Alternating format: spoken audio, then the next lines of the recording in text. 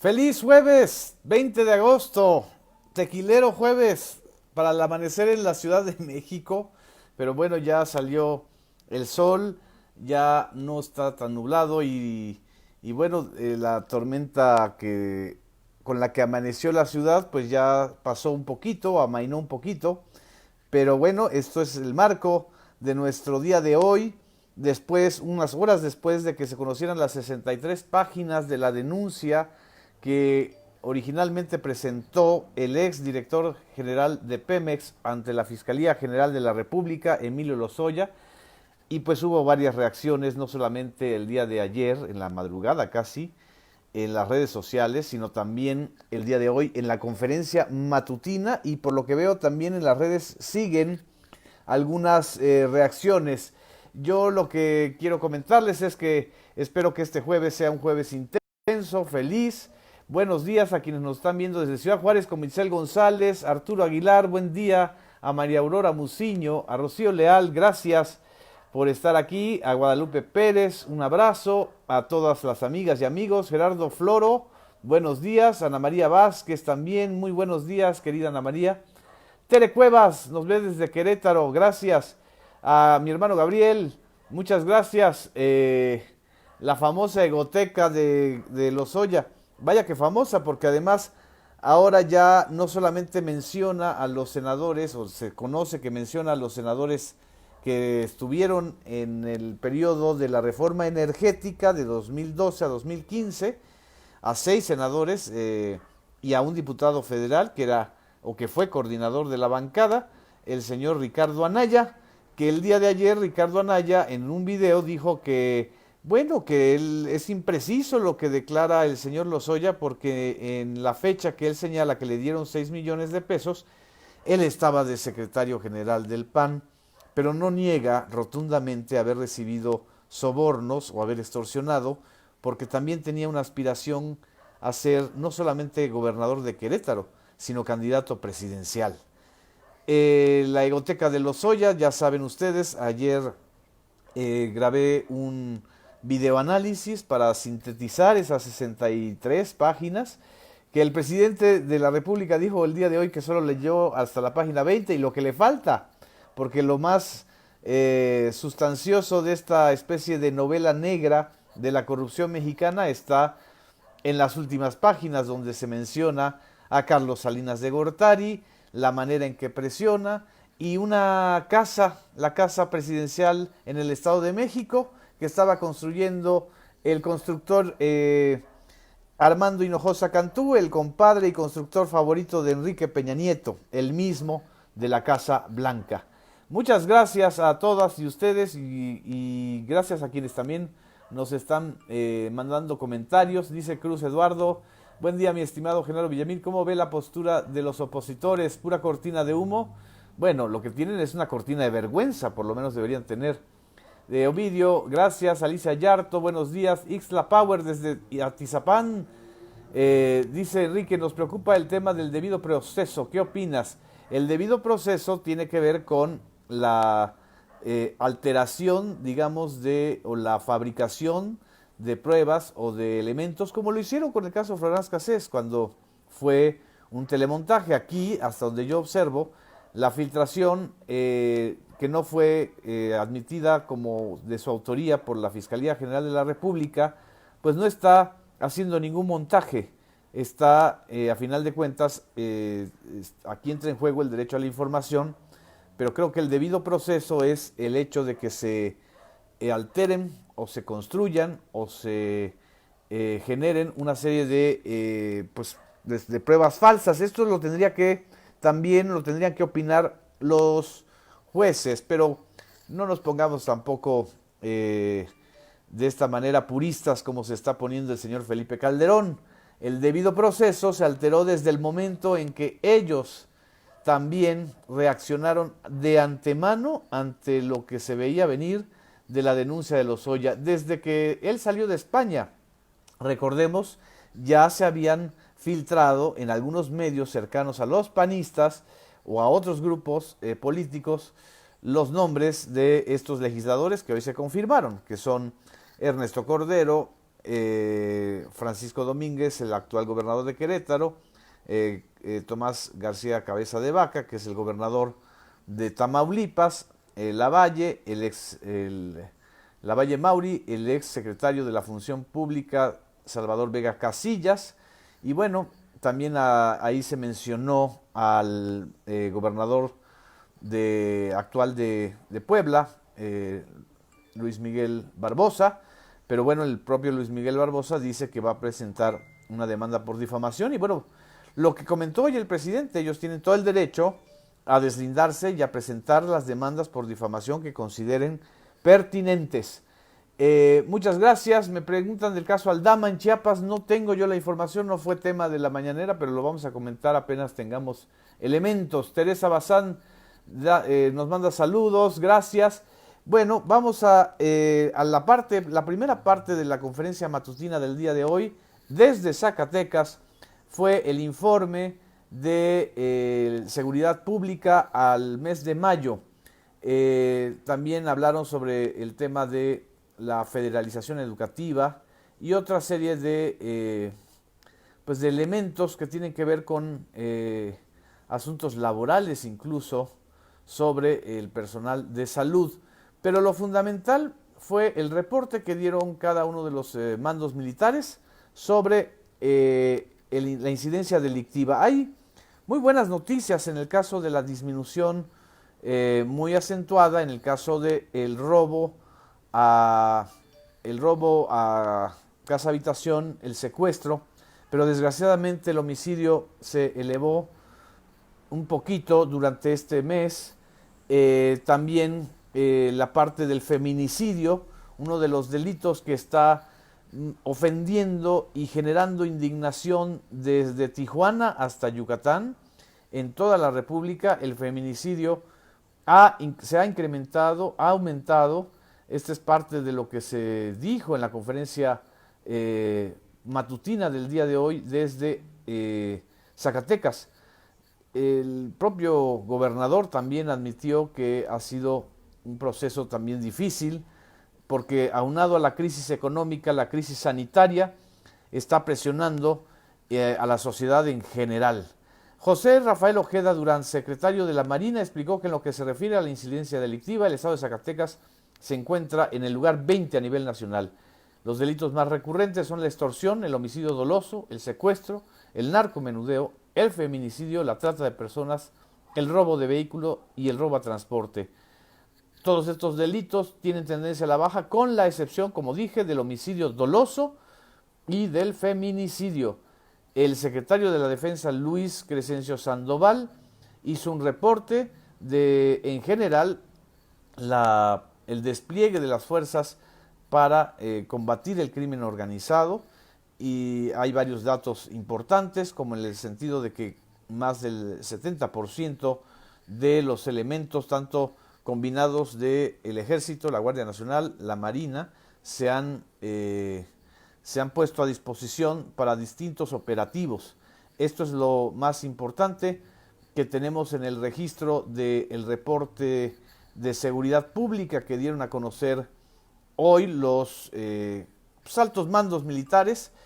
Y ya en la parte de las preguntas y las respuestas, el presidente de la República repitió las 3 condiciones que él ve importantísimas para desahogar el tema de las denuncias de Emilio Lozoya.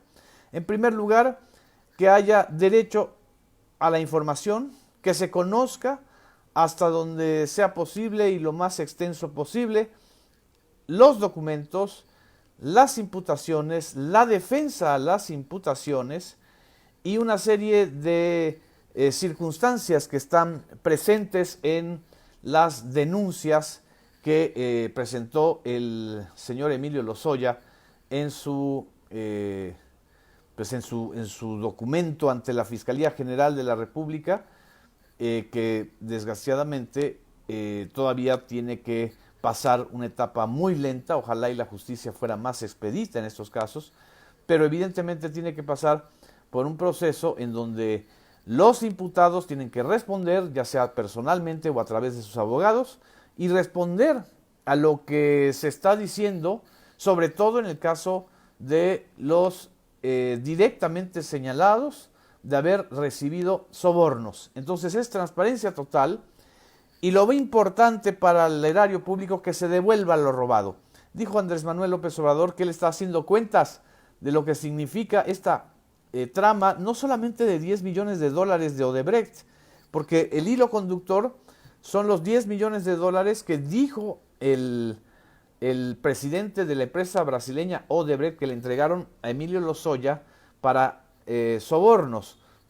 Ya sabemos que una parte de esos sobornos fueron utilizados en la campaña electoral del 2012 para pagar asesores extranjeros y para que el propio Emilio Lozoya se quedara con $1,5 millones de dólares, según él admitió en su propia denuncia.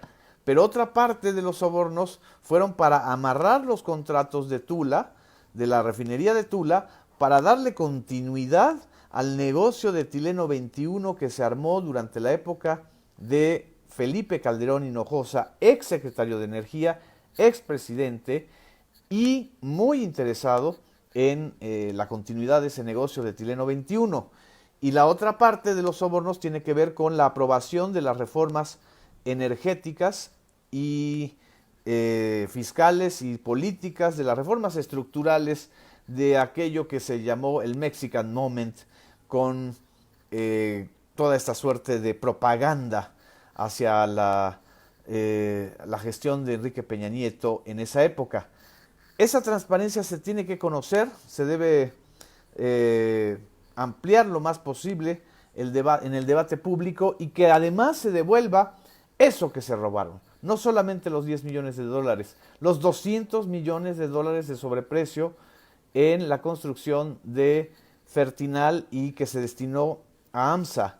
Y todo el sobreprecio que se le dio a Etileno 21 con el descuento del 30% de distribución de gas que Pemex tenía que darle por contrato, que se haga un cálculo del daño que se ha hecho al erario y que Etileno 21, Braskem e Idesa, que son asociadas a Odebrecht, devuelvan ese dinero. Y por supuesto también los señalados de recibir sobornos, si en algo quieren ayudar a este país, pues que devuelvan lo sobornado o lo extorsionado, a menos que algunos lo hayan invertido en algunas bodegas en Querétaro o en Tamaulipas o en Campeche o en la Ciudad de México.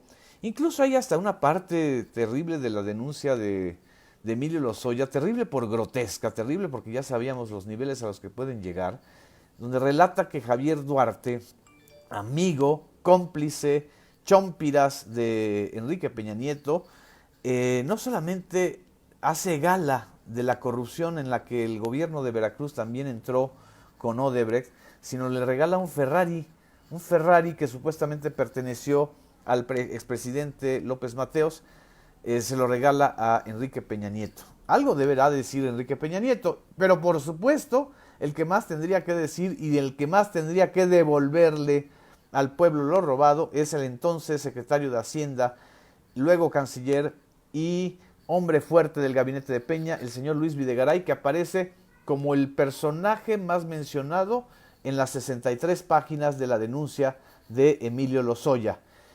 Y el tercer punto de la condición que pone el presidente López Obrador es que se determine a través de una consulta popular si se debe juzgar o no a los presidentes de la República. Cuando le preguntaron sobre lo que ha dicho Ricardo Anaya y lo que han dicho otros ex legisladores del PAN, esto fue lo que respondió Andrés Manuel López Obrador el día de hoy. A los seres humanos, a las mujeres, a los hombres, a los dirigentes sociales, políticos, es el tribunal de la conciencia de cada quien. Entonces, el que nada debe, nada teme. Si no participaron, si no recibieron dinero, pues que que no se preocupen. El que nada debe, nada teme, señaló el presidente López Obrador a pregunta concreta de los colegas reporteros que estaban con él en Zacatecas.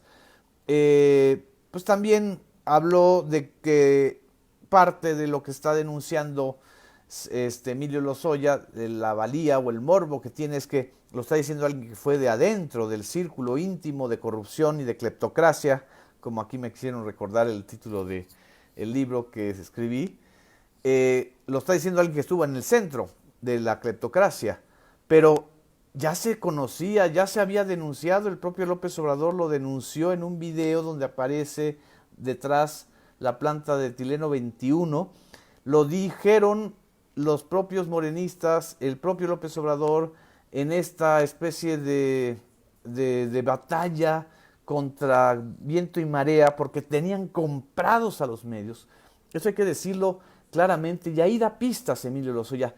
Tenían comprados a los medios, a los periodistas, a los columnistas, a los conductores, con cañonazos de 50,000 a 100,000 pesos mensuales, más los convenios que ya tenían normalmente el gobierno de Enrique Peña Nieto, que dio una cantidad de 10,000 millones de pesos, 10,000 millones de pesos, que es algo inaudito. Con 10,000 millones de pesos se podrían construir 20 cadenas de televisión nacional, nada más por poner un cálculo, o 10 hospitales para el COVID o para la atención, pero se destinó y se despilfarró para comprar opinión pública, para maquillar a la opinión pública, para simular que había un consenso a favor. Y miren cómo se destruyó todo eso. Se destruyó, pero ya se sabía y se dijo, pero lo ocultaron, o lo trataron de ocultar, hasta que ahora hay un pleito en la familia porque precisamente ha sido presionado el señor Emilio Lozoya por haber puesto a su hermana, a su esposa, a su madre como prestanombres, y ellas sí han sido detenidas. Entonces López Obrador recordó que desde 2015 y desde 2013, cuando fue la privatización energética, pues se comentó, se dijo, se denunció, se señaló. Ahora estamos viendo las consecuencias de este cinismo generalizado, de esta corrupción generalizada en la clase política. Y finalmente lo que reiteró López Obrador es su confianza en el fiscal general Gers Manero, que va a actuar con rectitud y con apego a la verdad. Estos son los elementos más importantes de la conferencia matutina del día de hoy. También mencionó el avión presidencial, que recordemos que la rifa es el 15 de septiembre. Si no tienen su cachito, pues consíganlo. Es una buena causa para poder ayudar al sistema de salud pública mexicano. En fin, muchas gracias, les mando un abrazo, les deseo un feliz jueves, nos vemos el día de mañana. Gracias.